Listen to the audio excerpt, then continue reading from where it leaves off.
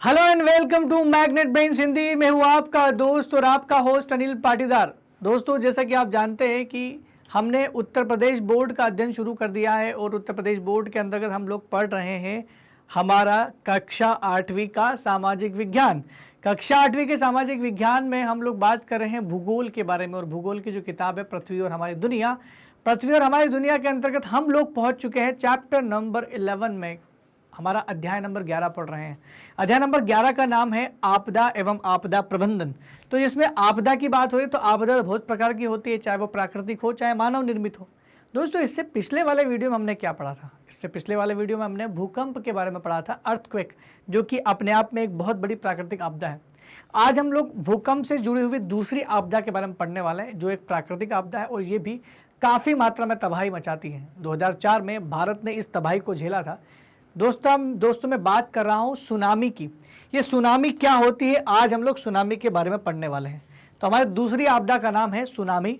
आइए सुनामी की चर्चा करते हैं। चर्चा करना शुरू करें उससे पहले मैं आपको एक कमाल की बात बताने वाला हूँ कि मैग्नेट ब्रेन्स एक ऐसा प्लेटफॉर्म है जो आपको सभी प्रकार के वीडियो बिल्कुल फ्री आपको प्रोवाइड करता है। आप चाहे तो हमारे इन वीडियो को हमारे यूट्यूब चैनल पर जा करके पढ़ सकते हैं। मैग्नेट ब्रेन्स हिंदी में आपको प्लेलिस्ट में सारे यूपी बोर्ड के वीडियो मिल जाएंगे। आप चाहे तो हमारे वेबसाइट magnetbrains.com पर भी विजिट कर सकते हैं, जहां पर आपको कई सारे कोर्सेज मिलेंगे, जहां आपका अपना यूपी बोर्ड भी मिल जाएगा। आसानी से आप अपने वीडियो देख सकते हैं। मैग्नेट ब्रेन्स हमेशा आपको हर चीज़ बिल्कुल फ्री ऑफ कॉस्ट प्रोवाइड करती है। तो आइए अब सेशन की शुरुआत करते हैं और समझते हैं सुनामी के बारे में। सबसे पहले सुनामी के बारे में बताना चाहूँगा। सुनामी जो शब्द है ये जापानीज भाषा का है और जापान में इसका मतलब होता है स्यूप्लस नामी। स्यूप्लस नामी का मतलब होता है बंदरगाह पर आने वाली लहरें। हार्बर वेव्स के नाम से जानते हैं इसको अंग्रेजी में, और हिंदी में इसे कहते हैं बंदरगाह में आने वाली लहरें। ये लहरें बंदरगाहों को परेशान करती है, इस वजह से नाम वहाँ रखा गया है। और जापान से ही क्यों शब्द लिया गया? क्योंकि जापान में सुनामी के बहुत बार सुनामी आती रहती है। वहाँ पर ये भूकंपों का देश है। एक बात याद रखिएगा, जहाँ पर भूकंप आते हैं सुनामी का संबंध भूकंप से है, लेकिन कौन से भूकंप से है? अगर भूकंप महासागर या सागर के नीचे आया, अगर भूकंप सागर या महासागर के नीचे आता है तो उससे सुनामी आना लाजमी है। वो ज़रूरी है कि सुनामी आएगी, लेकिन ये ज़रूरी नहीं कितनी आएगी, डिपेंड करता है भूकंप कितना बड़ा है। आइए सुनामी को इसी प्रकार आराम से अपने शब्दों में समझाने का प्रयास करता हूँ। सुनामी का मतलब होता है स्यू प्लस नामी, जापानी भाषा का शब्द है जिसका अर्थ होता है बंदरगाही लहरें, बंदरगाह पर आने वाली लहरें। ये वस्तुतः बहुत लंबी और कम कंपन करने वाली समुद्री लहरें होती हैं। ये लंबी होती है और कंपन ज़्यादा नहीं होता, लेकिन फिर भी इनकी जो स्पीड होती है उससे आप इनको पहचान सकते हैं। 700 किलोमीटर पर आवर ये होता है इसका स्पीड। जो महासागरी भूकंपों के प्रभाव से उत्पन्न होती हैं, ये सुनामी लहरें उत्पन्न कैसे होती हैं? सुनामी लहरें उत्पन्न होती है महासागरीय लहरों से। ये महासागर बना दिया हमने। ये आपका हो गया स्थल खंड जिस पे हम लोग खड़े हैं, ये तटीय इलाका, और बाकी जो बचा हुआ है वो है पानी, जल को हम बना देते हैं। ये हो गया आपका जल, ये आपका समुद्र हो गया। भाई साहब, मैं आशा करता हूं कि आपको समुद्र दिख रहा होगा। ये समुद्र है तो इसको मैं सागर बोल दूं, ठीक है। अब बात करते हैं, अगर मान लो समुद्र के नीचे प्लेटों में कुछ टक्कर हो गई हो, ये प्लेट में कुछ क्रैक पड़ गया और क्रैक की वजह से यहाँ पर भूकंप आ गया हो, तो इस भूकंप आने की वजह से क्या होता है?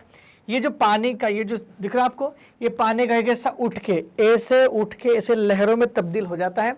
और देखो यहाँ से जितनी गहराई पानी की यहाँ है धीरे धीरे कम होती जाएगी। पानी तो इतना ही उठ के आ रहा है, लेकिन यहाँ पानी को निकलने की जगह नहीं होती। तो यही पानी सुनामी के रूप में इस तटीय क्षेत्रों में 10 से 11 मंजिला इमारत, इतनी ऊंची लहरें तक आ जाती हैं और कुछ ही मिनटों में तबाह कर देती पूरे एरिया को। हालांकि सुनामी की जितनी भी लहरें आती हैं उसके लिए एक कॉन्सेप्ट ये है कि हर लहर के बीच में आधे घंटे का टाइम जरूर होता है। एक लहर आके टकराई तो दूसरी लहर आने में 30 मिनट का टाइम मिलता है। अगर आप पहली लहर में बच चुके हैं तो आपके पास आधा घंटा है बचने के लिए। तो बहुत सिंपल सा चीज़ है, जब भी सबमरीन अर्थक्वेक आता है, जब भी समुद्र के अंदर अर्थक्वेक आता है, भूकंप आता है, तो उससे सुनामी लहरें उत्पन्न होती है। ये सबसे मुख्य कारण है, और भी कारण है, उसकी चर्चा भी हम लोग करेंगे। इसका इनका ज्वारी तरंगों से कोई संबंध नहीं होता। दोस्तों ज्वार भाटा भी क्या होता है, जब सूरज और चंद्रमा की आकर्षण शक्ति या पृथ्वी के पानी को खींचती हैं तो वो भी लहरों की तरफ उठ के आते हैं, लेकिन स्पीड बहुत कम होती है। यहाँ स्पीड 700 किलोमीटर है। ये उन ज्वार भाटा से बिल्कुल अलग है, ज्वार भाटा नहीं है। ये हवा से जो तरंगे उत्पन्न होती है वो भी नहीं। यूं तो आप किसी झील में, किसी समुद्र में जाओगे तो आपको ऐसी लहरें उड़ती हुई हमेशा से दिखेंगी, ऐसी ऐसी। ये लहरें एक्चुअल में हवा से उठ रही होती हैं और इसमें खाली समुद्र का ऊपरी हिस्सा मूव कर रहा है, अंदर का पानी स्टेबल रहता है। जब अंदर का पानी भी एक साथ लहर ऐसी उठे, पूरा पानी नीचे से लगा करके, उसको हम लोग बोलते हैं सुनामी। तो सुनामी इसीलिए तो पानी की मात्रा ज़्यादा होती है, इसलिए यहाँ पर बल मिल जाता है उसको।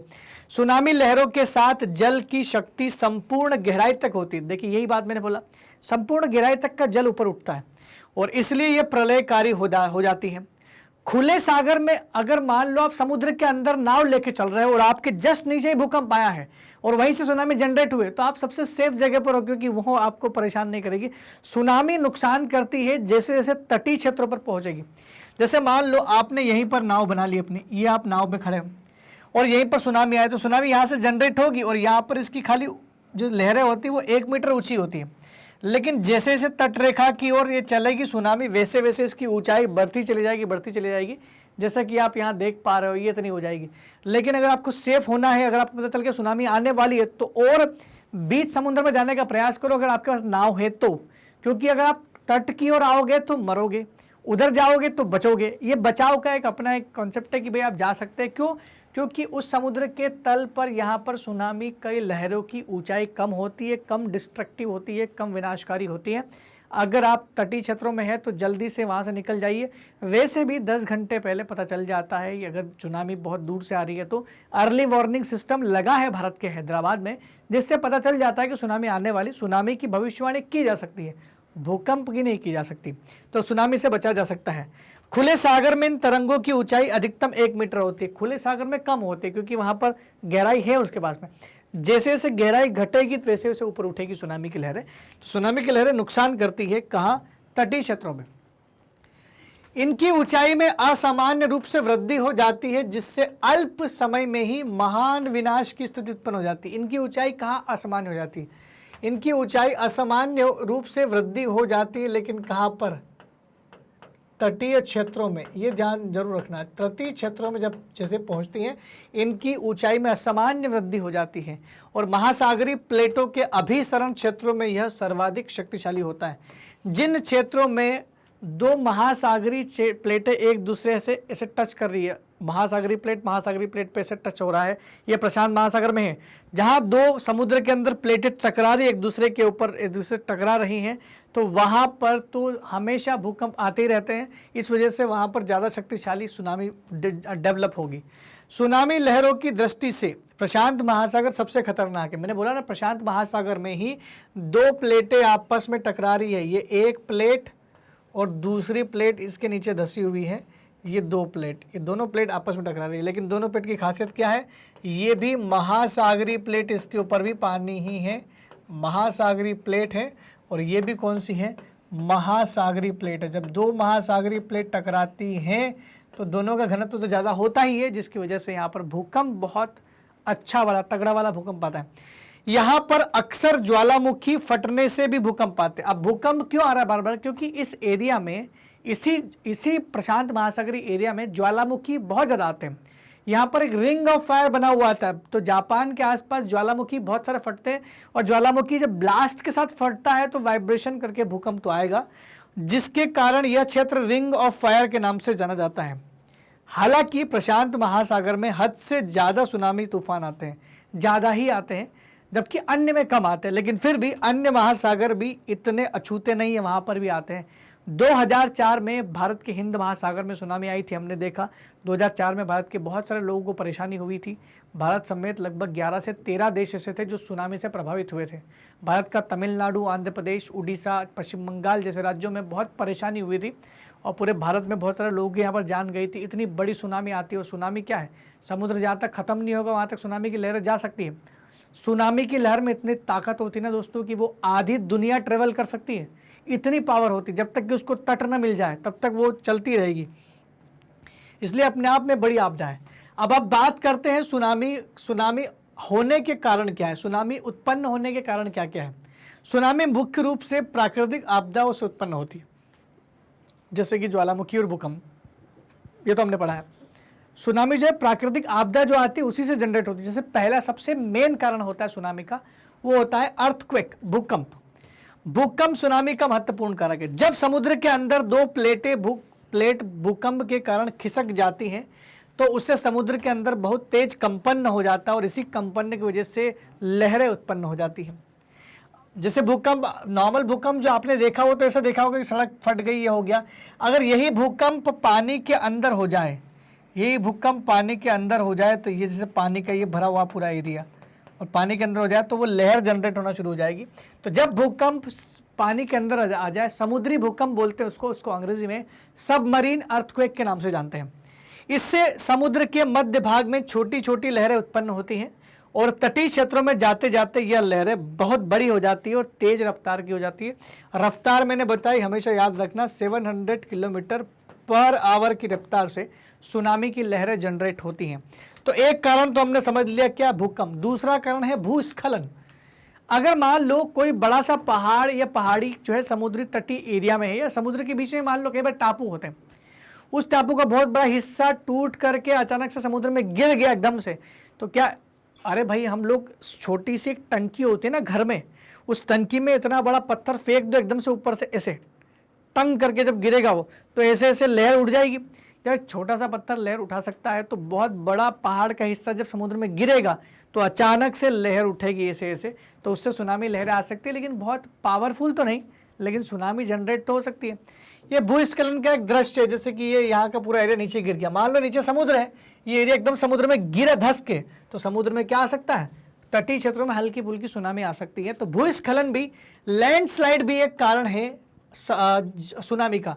जब कभी भी समुद्र के तटीय क्षेत्रों में भूस्खलन होता है तो पत्थर, मिट्टी के बड़े बड़े टुकड़े पानी में गिरते रहते हैं। तो पानी में गिरने की वजह से क्या होता है, यही सब समुद्र के अंदर बड़ी बड़ी लहरों को उत्पन्न कर देते हैं, जो बाद में सुनामी का रूप धारण कर लेगी। एक बार लहर उठी तो वो लहर उठते उठते तब तक चलेगी जब तक तटीय क्षेत्रों तक ना पहुंच जाए, तो ये सुनामी का रूप धारण कर सकती है। तीसरा हमारा कारण है ज्वालामुखी का फटना। कई बार समुद्र के अंदर ज्वालामुखी बहुत तेज गति से फटता है और ज्वालामुखी फटता है तो जगह एकदम से खाली करेगा पानी की, तो एकदम से लहरें तो उत्पन्न होगी। तो क्या होता है, जब समुद्र के तट पर या किसी टापू पर स्थित ज्वालामुखी विस्फोट होता है तो ज्वालामुखी से निकलने वाली आग की लपटें, लहरें पानी की एक बड़ी मात्रा को विस्थापित कर देती है। जब जो चीज़ वहाँ थी नहीं वो चीज़ एकदम से वहाँ आएगी, गिरेगी, तो पानी तो वहाँ से सटेगा, तो पानी के बहुत बड़े भाग को वहाँ से हटाती है और हटाती तो वे लहरें उत्पन्न हो जाती हैं और ज्वालामुखी बड़ी मात्रा में विस्थापित कर देती है। ऐसे होने से समुद्र के पानी में बड़ी बड़ी लहरें उत्पन्न हो जाती है और सुनामी का खतरा बन जाता है। ये कुछ ज्वालामुखी का फोटो यहाँ लिखा गया है। ज्वालामुखी तो आपने सुना ही होगा, ज्वालामुखी धरती के अंदर से लावा निकल के बाहर आता है। तो कभी कभार समुद्र के अंदर किसी टापू में आ गया और बहुत बड़ा फट के बड़े बड़े पत्थर निकलते हैं उसमें से और बहुत बड़ा लावा का पार्ट निकलता है, वो सारा समुद्र में गिरा मान लो, तो गिरेगा तो समुद्र का पानी तो हटेगा वहाँ से, समुद्र का पानी हटेगा तो लहरें उत्पन्न होगी और उसी लहरों को हम लोग क्या बोलते हैं, सुनामी के नाम से जानते हैं।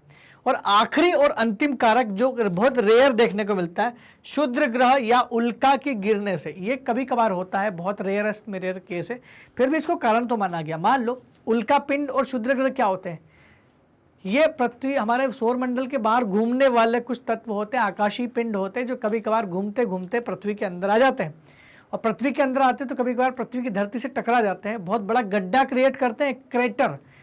अगर मान लो धरती से न टकरा के समुद्र में गिर जाए तो समुद्र के बीच में सोचो इतना बड़ा गोला आकर के अचानक से गिरा तो उससे क्या होगा, आसपास के क्षेत्रों में सुनामी आ जाएगी।